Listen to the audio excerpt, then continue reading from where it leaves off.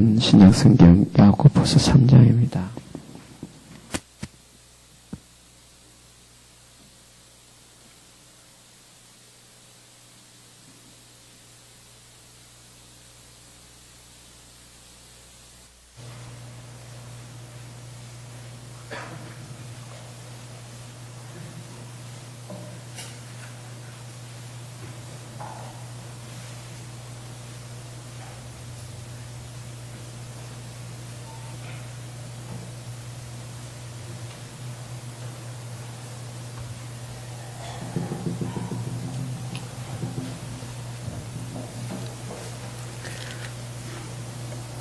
야고보 3장 1절 말씀부터 제가 봉독해 드리겠습니다.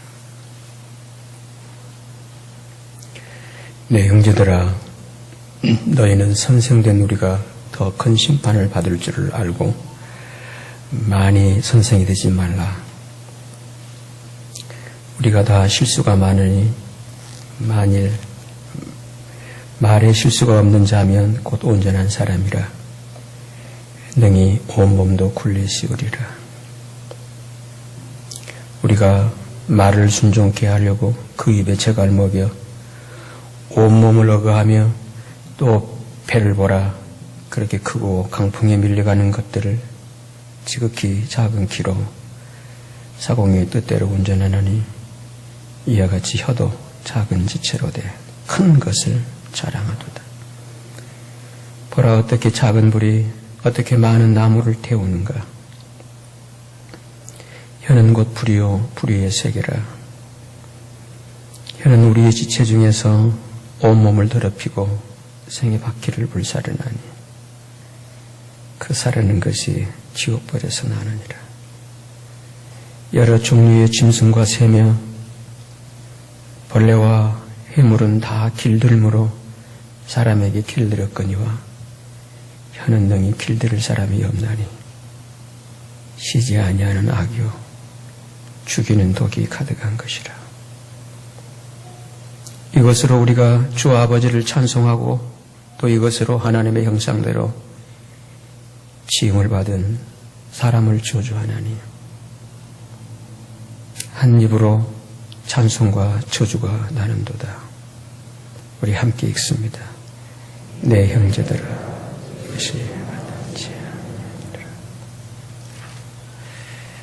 기도드리십시다.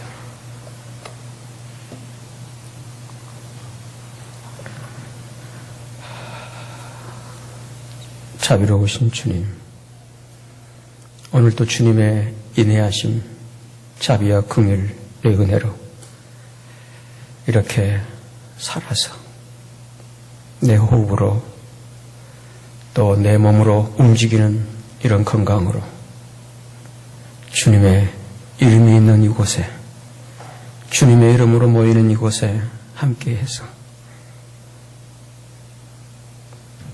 나의 하나님 아버지를 예배해 주심을 감사합니다. 사랑하는 주님, 임재하시는 그 은혜로 우리 모두를 한 사람 한 사람 일일이 다스려 주시고 주장해 주소서. 우리는 그대로 나 홀로 있어버리면 어떻게 될지를 모릅니다. 우리의 기질을 아시고 체질을 아시는 주여, 여기까지 오늘까지 우리를 붙잡아 이끌어 이렇게 살게 하셨으므로 오늘 이 순간도 주님과 함께하는 시간이게 해 주소서. 어떤 우리의 교회적인 의식으로 끝나지 않도록 주님과의 인격적 교제가, 교통이 이루어지도록 그러한 살아있는 예배가 될 수 있도록 성령 하나님 역사해 주옵소서.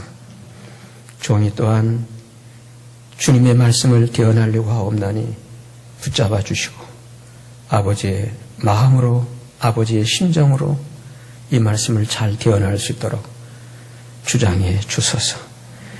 우리 지체들 영육간에 강건케 하시고 주님을 나의 생명 삼아 살고 있는 하나님의 사람들, 주께서 늘 삶의 순간순간 모든 여건에서 우리의 생명이 되어주시고 우리의 삶이 되어 주옵소서. 그래서 주님으로 살아가는 삶의 실제들이 우리 안에 풍성하게 열매를 맺어가도록 계속 잘 양육해 주옵소서. 인도해 주시기를 의지하오며 우리 주 예수 그리스도 이름으로 기도드립니다. 아멘.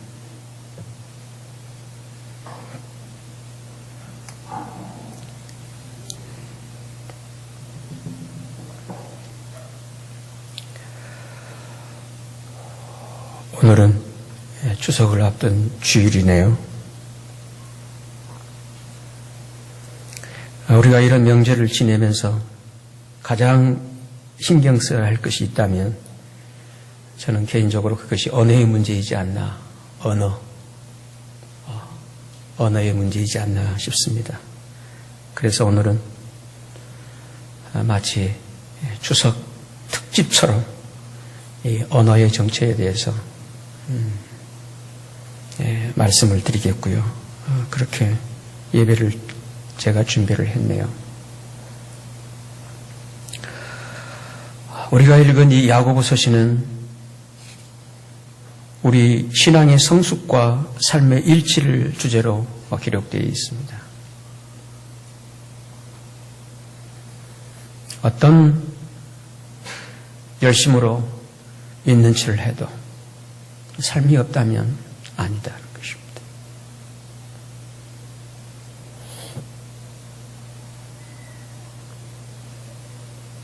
그런데 이러한 신앙의 성숙과 삶의 일치에는 우리의 언어 생활과 매우 밀접하게 연관되어 있다고 하는 것입니다. 내가 믿는 이 신앙과 그리고 믿는 자다운 그 삶의 일치에 있어서 중요하게 영향을 미치는 문제가 우리의 언어라고 하는 것입니다. 그래서 오늘 성경은 이렇게 말씀하고 있어요. 3장 2절을 주목해 보시면 우리가 다 뭐가 많다고요? 실수가 많아요. 만일 어디에 말에 실수가 없는 자면 곧 어떤 사람이라고요? 온전한 사람이라. 능히 온몸도 굴레 씌울 것이다. 온몸도. 자기의 어떤 것도 굴레, 통제하고 컨트롤하고 다스릴 거라는 거예요. 그러기에 이 말에 실수가 없는 자가 다 우리는 실수가 있겠지만 그런데 유독 이 말에 실수가 없다면 그 사람이 온전한 사람이라. 여기 온전이란 말이 완벽이란 말이 아니라 성숙이라고 하는 것입니다. 성숙이라고 하는 것입니다. 성숙은 영 들어가는 것입니다. 철 들어가는 것입니다.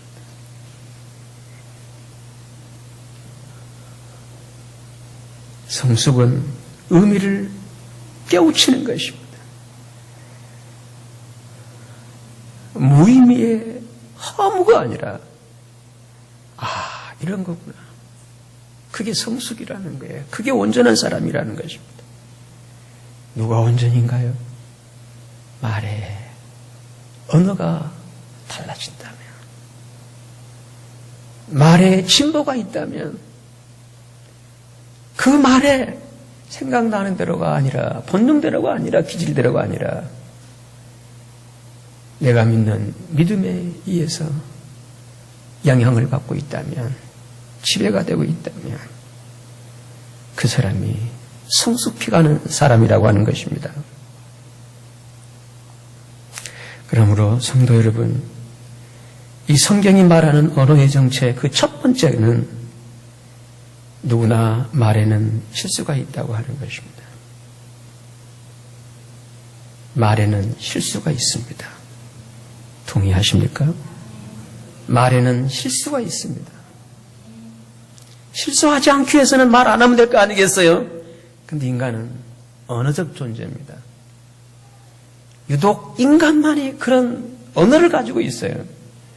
물론 다른 존재들도 자기들의 의소통에 여러 어떤 채널들이, 도구들이 있다라고 얘기를 합니다만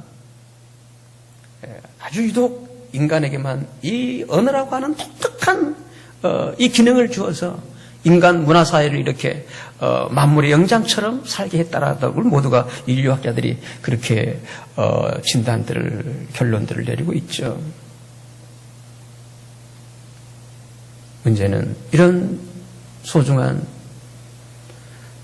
독보적인 축복스러운 이 말에는 반드시 실수가 있다고 하는 것입니다. 특히나 선생의 역할은 말을 마이해야 하는 자리이므로 오늘 성경은 많이 선생이 되지 말라고 하는 거예요. 전혀 선생이 없다면 이러면 선생님이라고 그런 삶을 살고 있는 분들이 계시기 때문에 저는 그렇게 부르겠습니다. 오늘 성경은 그냥 선생이기 때문에 저도 거기에 그렇게 표현을 했습니다만 이해하시고요. 선생은 필요합니다만 그러나 실수가 있기 때문에 많이 선생이 되지 말라는 거예요. 이념마라고 하는 것입니다. 그 정도로 이 말에는 실수가 따르기 때문입니다. 하여 오늘 저 같은 목회자는 말해야 하는 이 시간이 참으로 무척 부담스럽고 어렵습니다.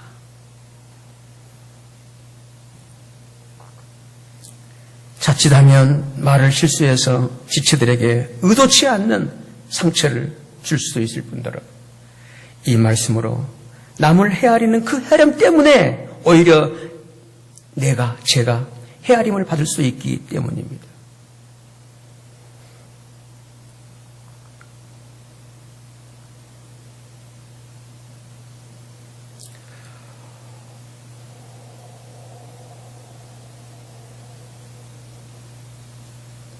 저는 그래서 개인적으로 가장 긴장되는 그 시간들이 주일 예배 마친 오후의 시간들입니다. 거기에 저희 설교에 대한 저희 리액션들이 종종 전달되기 때문입니다.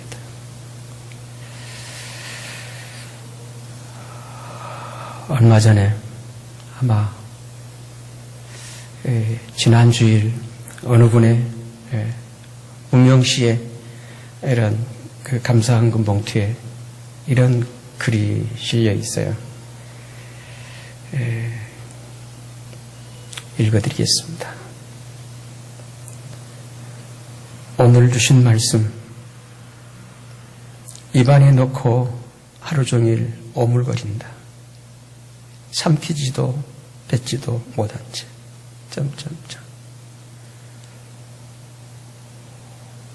그토록 달고 부드럽던 말씀이 오늘따라 너무 크고 단단하다.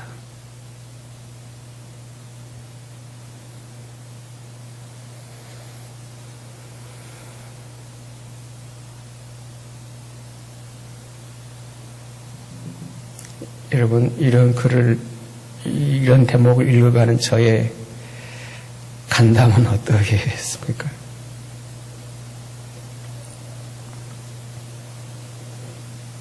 글이 이어지고 있습니다.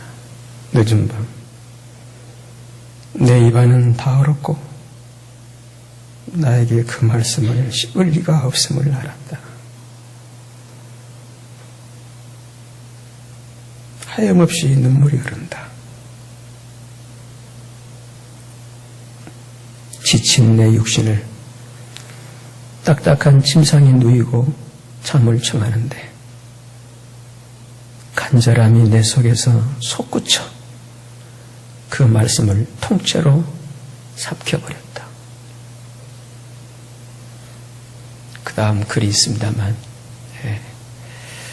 오늘 가급적이면 말을 적게 하려고 줄이겠습니다. 말이 적어야 실수도 적을 것 같았어요. 근데 이런 마음이 얼마 갈지 모르죠.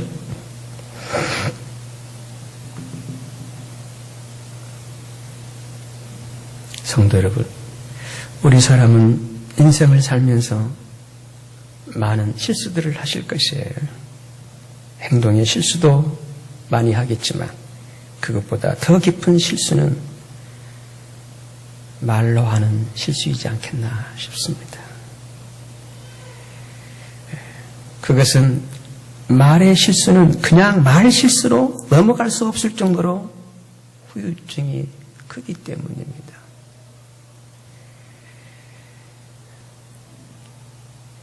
그래서 이미 엎질러진 현실이 되어버리기 때문인 것입니다. 따라서 말의 실수가 없는 성도가 오늘 야고보 형제는 온전한 자라고 규정을 내리고 있습니다. 하여 오늘 우리 모두 말의 실수가 없도록 살아가십시다. 아멘.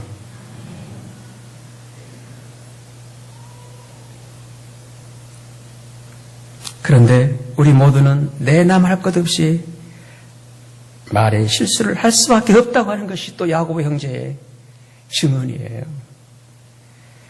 이렇기 때문에 구약의 지혜사라고 하는 잠언은 이렇게 말씀하고 있습니다. 잠언 10장인데요. 좀 올려주실래요? 방송실에. 우리 함께 읽습니다. 시작.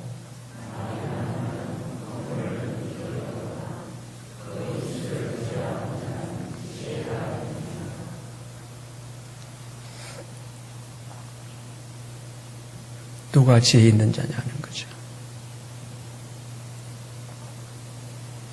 그 입술을 제어하는 사람이라고 하는 것입니다.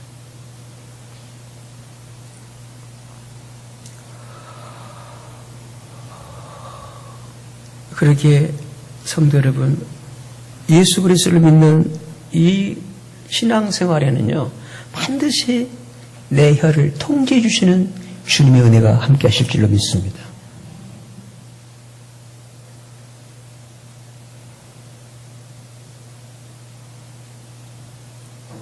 말이 많으면 허물을 명키 어렵다. 특히 저같이 설교를 길게 하는 사람은 참 허물덩어리예요. 그래서 2부 예배 때는요, 하이를 써가지고 오늘 예배를 빨리 끝내드렸어요. 2부 때도 여러분들이 이렇게 아멘만 빨리빨리 하시면 빨리 끝내겠습니다.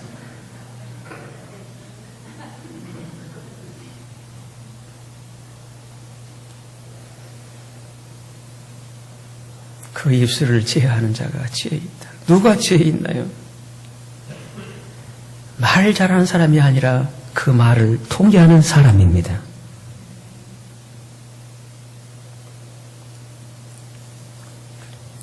그것은 우리의 말에는 반드시 실수가 따르기 때문에 그렇습니다. 완벽하게 말을 해낼 인간은 없다는 거예요. 이게 우리의 언어의 정체, 혀의 구조라는 거예요.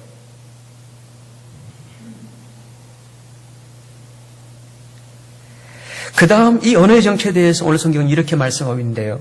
3절 말씀부터 주목해 보시겠어요? 제가 읽습니다. 우리가 말을 순종케 하려고 그 입에 재갈 먹여 온몸을 어거하며 또 배를 보라. 그렇게 크고 강풍이 밀려가는 것들을 지극히 작은 키로 사공의 뜻대로 운전하나니 이와 같이 혀도 작은 지체로 돼 큰 것을 자랑하도다. 보라. 어떻게 작은 불이 어떻게 많은 나무를 태우는가. 6절이에요. 혀는 곧 뭐라고요? 불이다. 불. 태우는 불. 작은 불꽃이 어떻게 태울지를 예측할 수가 없잖아요. 소위 무한대로 태울 수 있잖아요. 그거를 소화를 시키지 않는 한, 소위 끄지 않는 한, 혀는 곧 불이요. 불의의 세계라. 혀는 우리 지체 중에서 온몸을 더럽히고 생의 바퀴를 어떻게 한다고요? 생의 바퀴를, 살아가는 삶의 사이클을, 운명을, 삶의 여정을 불사르나니 그 사르는 것이 어디에서 나온다고요? 지옥불에서. 지옥불에서 나온다.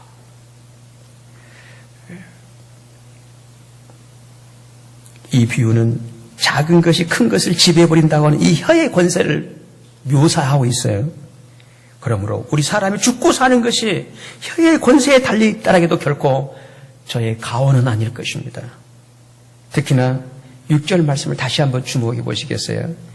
제가 너무 이렇게 가슴 떨리는 말씀이기 때문에 이렇게 부연 설명을 해드리지 않고 본문 한 번만 읽어드리겠습니다. 너무나 그 강한 이 표현이어서 설교자로서 이 본문 한 번만은 더 읽어드리는 게 책무일 것 같아서 제가 읽습니다.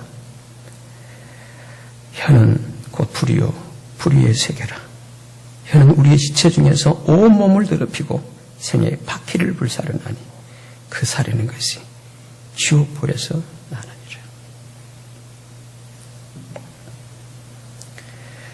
바로 이것이 혀의 권세이며 언어의 정체입니다. 그러므로 우리 입에서 나오는 말 한마디로 사람을 죽이고 살리고 그 말 한마디가 우리의 신앙 공동체를 분열의 도가니로 만들어버릴 수도 있을 것이고요. 그 말 때문에 그렇게 절친했던 인간관계가 깨어져서 연수처럼 살아버리게 될 것이고요. 그리고 그 말 한마디 때문에 생각 없이 던진 그 말 한마디 때문에 가정이 어두워지고 그리고 심지어 가정이 깨어지기까지 하고 그리고 그 우리들의 생각 없이 던지는 말 때문에 온 나라가 혼란하게 되어질 수 있다는 것들을 오늘 요즘 우리의 이 세태를 살아가면서 참 많이 겪고 있는 문제입니다. 이처럼 우리의 혀 끝에서 나오는 말이 불처럼 모든 것을 한순간에 잿더미로 만들어 버릴 수 있습니다. 말의 무서움이에요. 말의 힘이에요.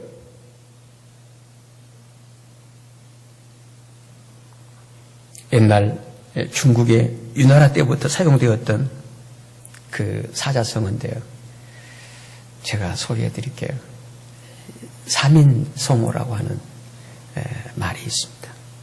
사민, 색삼자, 사람인자, 이룰성자, 호랑이호자. 그 뜻은 그거예요. 세 사람의 입만 맞추면 호랑이도 만들어낸다. 이해가 잘 안 되시군요. 그러면 설교 시간이 길어집니다. 세 사람이 입만 맞추면 없는 호랑이 없어요. 없는데 세 사람 입만 맞추는 과정 맞추면 호랑이가 생겨버린다는 것입니다. 그래도 이해가 잘 안 되시군요. 이걸 삼인성어라고 부릅니다.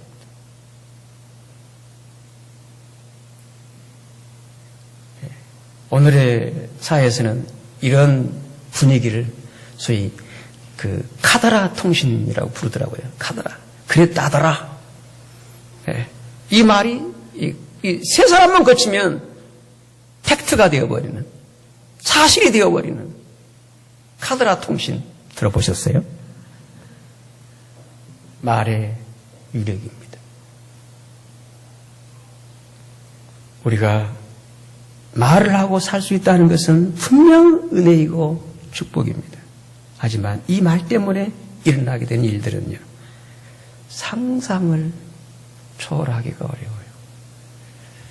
여러 가지 많은 화들이 있잖아요. 돈을 잃어버려, 재화. 어떤 글로서 아픔을 겪어, 필요하. 특히 오늘 우리 사회에서는 설화라는 말을 사용을 합니다. 말로 피해를 입는 설화.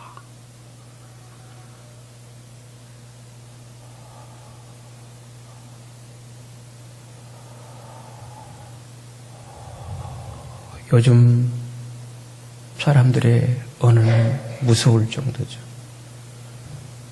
거칠고 사정없고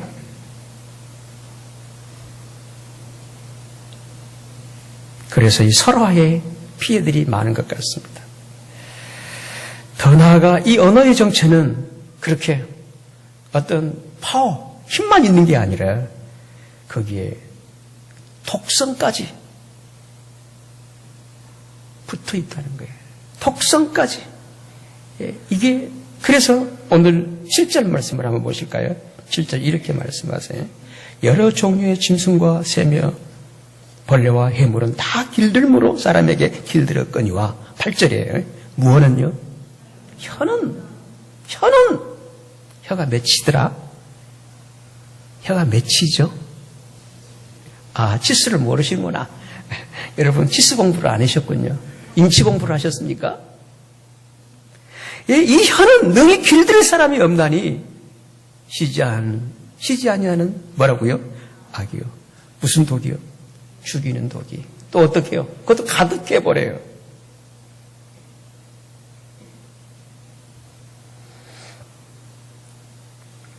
그러므로 우리의 말에는 이 죽이는 독이 있기 때문에 독한 말을 듣게 되면요, 간담이 서늘게 되죠.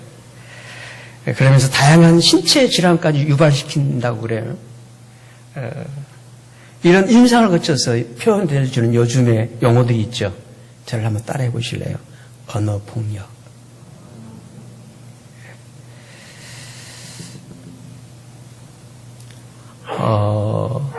그래서 영국의 철학자 이 잔 오스틴이 이런 말을 했어요. 거친 말은 주먹을 날리는 행위와 같다.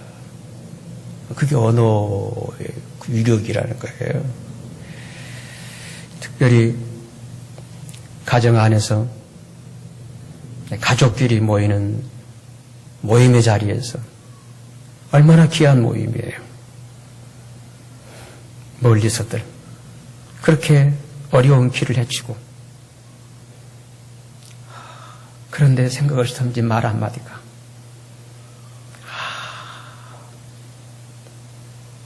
물론 말도 그런 것 같아요. 자꾸 말을 해보면 이해되는데, 이렇게 낯설게 오랜만에 만나서 딱 말을 듣고 섞게 되면 소위 이 언어의 트러블이 일어나는 거죠.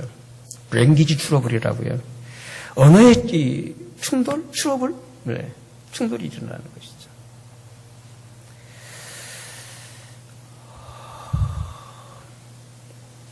특히나 집안 식구들끼리 살아가는 가운데서 생각 없이 던지는 말들, 요즘 그 후유증들이 큽니다.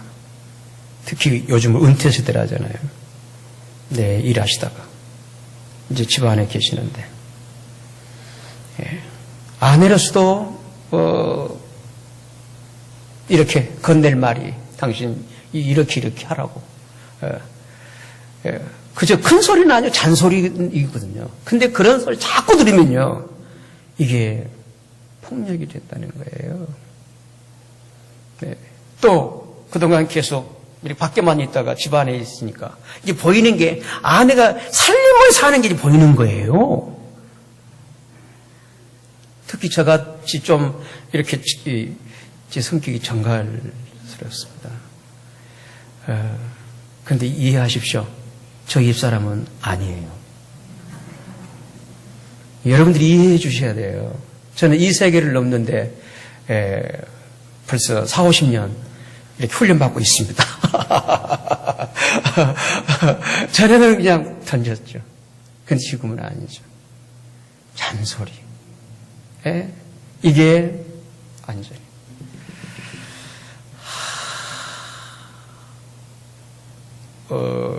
그렇죠. 부모로서, 남편으로서, 또 상대를 사랑하기 때문에 사명 가지고 말을 한단 말이에요. 근데 그게 역기능을 가져온다는 거죠. 왜 말에는 그런 이상스러운 순기능이 아니라 역기능이, 독성이 있다는 거예요.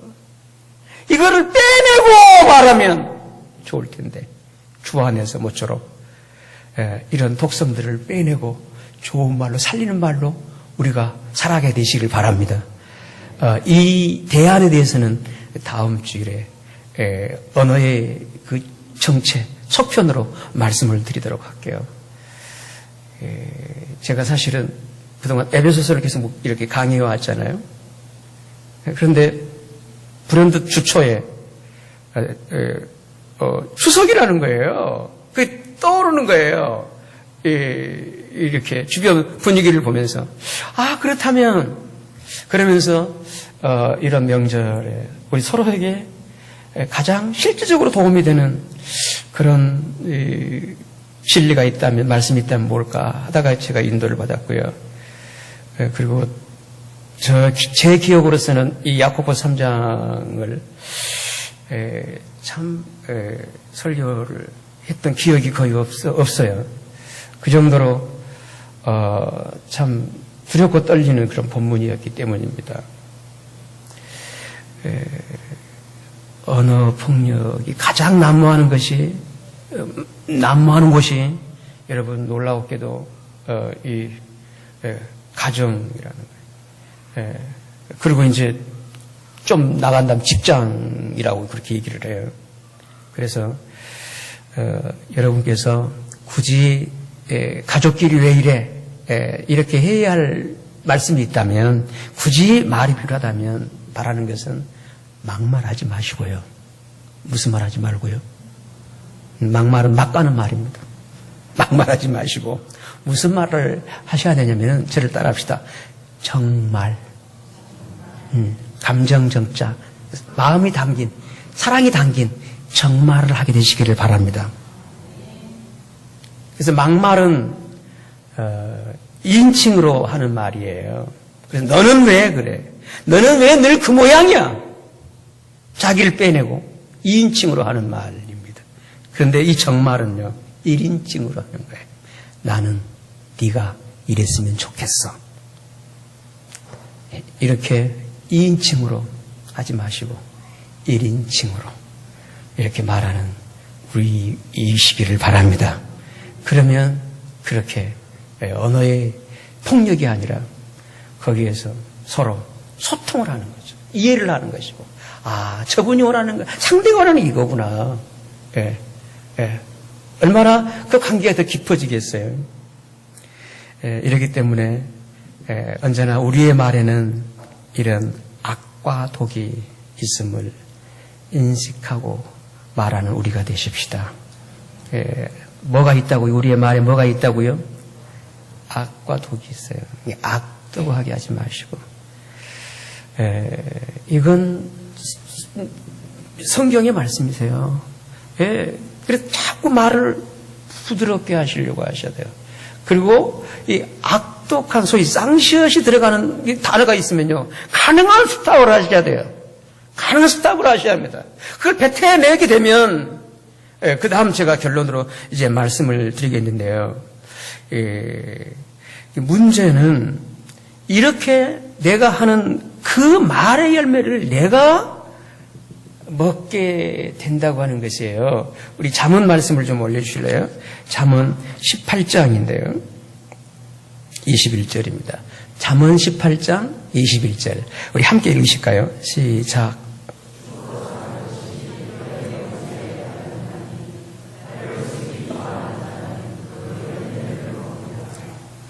죽고 사는 게 어디다 했다고요? 그렇잖아요. 놀랍잖아요.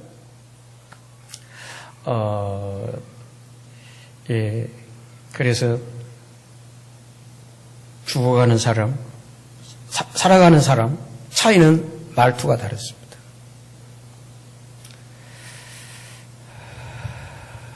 깊이 관찰해 보십시오.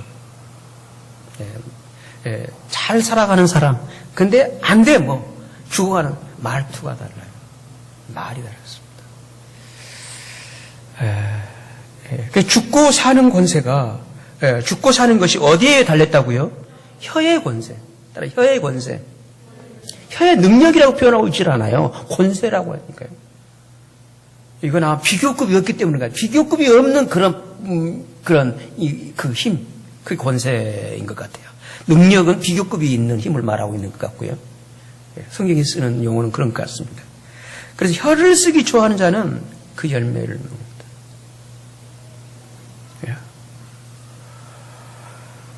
그러므로 성도 여러분, 우리 타락한 인간에게 그 타락성이 가장 뚜렷하게 드러나는 곳이 혀끝인 것 같습니다. 타락한 인간이 타락성이 가장 극명하게 드러난 그 신체의 부위가 있다면 혀끝이지 않나 이렇게 보여져요. 하여 이 혀끝으로 내뱉는 말에는 이중성을 가지고 있음을 이 야고보 형제가 이렇게 9절 말씀에서 말씀하고 있어요. 9절입니다. 9절을 주목해 보실래요? 이것이 뭔가요? 이것으로 우리가 주 아버지를 찬송하고 또 이것으로 하나님의 형상대로 징을 받은 사람을 저주하나니 10절이에요. 한 입으로, 무슨 입으로? 한 입으로 찬송과 뭐가 나요? 예, 한 입에 두 개가 나오는 거예요. 내 형제들아, 이것이 뭐하다고요? 마땅치 않다. 마땅치 않다. 이 마귀를 그래서 우리의 이 혀 끝 말에는요, 마귀처럼 이중성을 가지고 있는데요. 그리고 뱀의 혀는 두 개로 그 혀가 갈라져 있죠. 뱀의 혀는 이렇게 갈라져 있잖아요. 두 말을 하는 거예요. 따라서 한 입으로 두 말, 소위 이중 언어를 하고 있다면 오늘 야고보 형제는 10절 말씀에서 그건 마땅치 않다. 그 본 뜻이 뭐냐면 저를 따라서 하실까요? 정상이 아니다. 그 뜻이에요. 정상이 아니야. 비정상이에요. 어떤 비정상이냐? 하나님과 관계가 없는 마귀, 사탄. 그 문제입니다, 여러분. 하여 말하는 걸 보면 그 말 색깔을 보면 어감을 들어보면 알 수 있다는 거예요. 하나님께 속한 자냐, 마귀에게 속한 자냐, 그것을. 그러므로 우리 말의 일관성이 우리 신앙 성숙과 구원 완성의 필수적인 요소입니다. 오늘 말씀의 결론으로 야고보 형제는 1절 말씀에서 그래서 이 말에는 반드시 심판이 있다는 것을 언급하고 있습니다. 우리 1절로 돌아가세요. 1절입니다. 함께 읽으실까요? 시작. 내 형제들아, 너희는 선생된 우리가 더 큰 심판 받을 줄을 알고 많이 선생이 되지 말라. 말에는 심판이 있다는 거예요. 이 사실을 예수님께서는 이렇게 말씀하세요. 마태복음 12장인데요. 12장입니다. 36절부터 제가 읽을게요. 내가 너희에게 이르노니 사람이 무슨 무익한 말을 하든지, 유익한 말에는 보상이 있겠죠. 무익한 말, 서로 유익이 안 되는 말, 이거예요. 이 무익한 말을 하든지 하게 되면 심판날에 이에 대해서 뭐가 있다고요? 신문, 검사가 취재하는 그 신문을 만나는 거예요. 너 이 경우에 너 왜 이 말을 했냐는 거예요.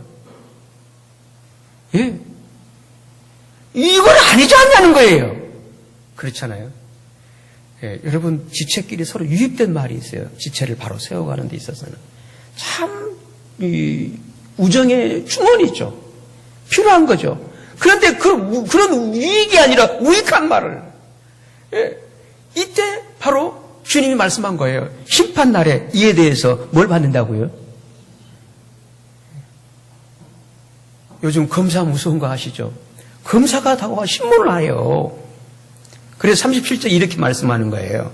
네 말로 뭐 하고요? 또 네 말로 뭘 받는다고요? 이게 네가 의로워졌느냐, 정죄, 심판받을 사람이냐, 뭘로 하느냐? 말로 한다는 거예요. 그게 입증한다는 거예요. 네, 그러므로 우리가 말을 할 때는요, 하나님 앞에서 하고 있다는 것을 반드시 기억하고 그렇게 신중하게 말하는 우리가 되십시다. 특히나 요즘의 음성 녹음 장비보다 훨씬 고성능 녹음 장비가 하나님의 기이기 때문입니다. 여러분, 반말은 뭐가 들어요? 낱말은 뭐가 들어요? 모든 말은 누가 들으세요? 아시네요. 하나님 앞에서 말하고 있다고 생각을 하시고, 물론 다음 주일에 말씀을 드리겠습니다만, 내 말을 하면서 통제를 받고 있지 않다. 유익입니다. 유익입니다. 반드시 은혜가 있다면, 주님이 함께 한다면 주님의 통제가 있을 줄로 믿습니다. 있습니다. 그 은혜를 구하게 되시기를 바랍니다. 그래서 다윗처럼 주여 내 입술에 파수꾼을 세워주소서.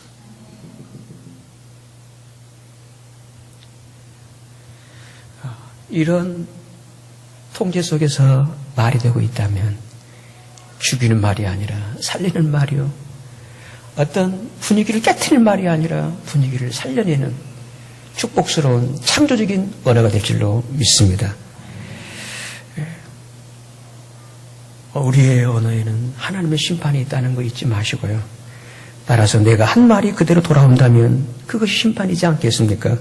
내가 비난의 말을 했다면 비난의 말이 내게 돌아올 것이고요.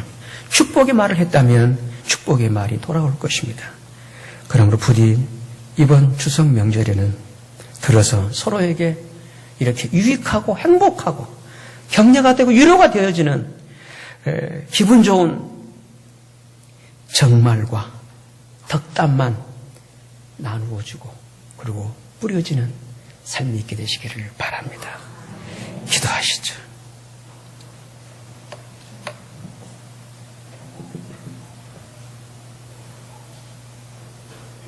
생각 없이 그저 열리는 대로 태워지는 대로 전뒀던 사용했던 나의 어느 습관들, 신앙의 성숙, 인생의 성숙 연결해가는 이 가을과 함께 좀 점검해보지 않으시렵니까? 특히나 그 점검의 첫 번째 현장으로 이번 추석 명절 온 가족이 모였을 때 한번 사용해 보시죠. 주의 말씀에 따라서 그렇게 참 덕스러운 그리고 서로를 살리는 서로에게 힘이 되어주는 언어 폭력이 아니라 그 언어의 축복들 얼마나 우리에게는 주어진 귀한 그런 권세들인가요? 축복할 수 있다는 것. 어쩌로 이번 명절 하나님의 사람들로서 참 이렇게 성숙한 사람들로서 귀한 복된 언어를 사용하는 그런 삶을 살아갈 수 있기를 위해서 주님이 나를 다스리시고 이끌어 주시기를 내 혀를 내 입술을 지켜주시도록 우리 같이 함께 합심해서 기도를 드리시겠습니다.